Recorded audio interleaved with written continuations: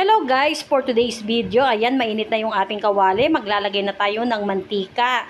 Yes, magigisa po tayo ng ating iluluto ngayon. Syempre, nauna na ang ating bawang ngayon dahil nagreklamo nung isang araw bakit daw nauna ang sibuyas. Kaya ayan, binalik natin sa dati.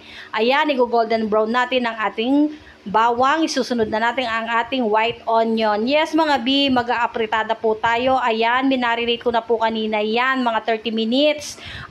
Atay balon-balon po yan, at saka laman ng manok. So, nilagay ko po ng konting toyo, liquid seasoning, bawang, sibuyas, paminta. So, ayan na nga guys, pakukulo ay anuhin po natin dyan, imamarinate muna natin para lumabas ang nagmamantika niyang karne. O diba, nagmamantikang manok. Dahil mataba po yung manok, kailangan nating paanuhin ang anyang mantika.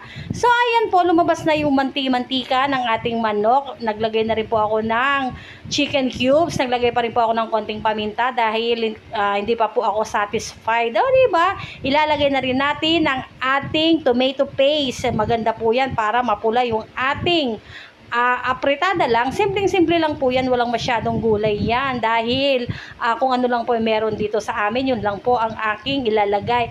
So ayan, medyo hindi pa po masyadong malambot, itatakpan pa po natin uli. So, ito na nga guys, di ba? Ang ganda na ng kulay ng ating afritada. So, ilalagay na rin po natin yung ating carrots and then yung patatas.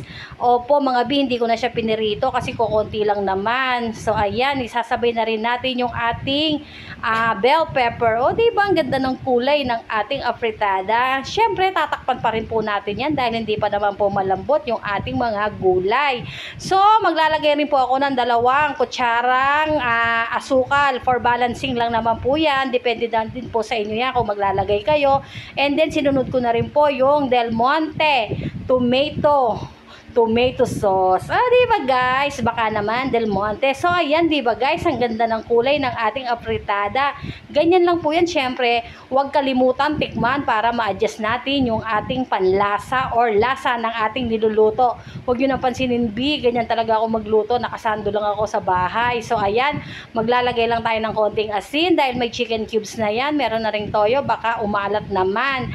So ayan, palalambutin pa po natin ng konti yung ating gulay. Kaya syempre, tatakpan pa rin po natin yan, di ba guys? O ayan, final viewing ng ating apritada. So ayan guys, ang lapot na ng ating apritada.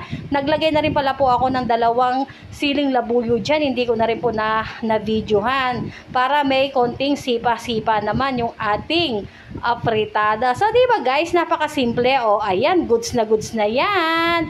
Kaya ano pang inaantay natin? Kakain na po tayo.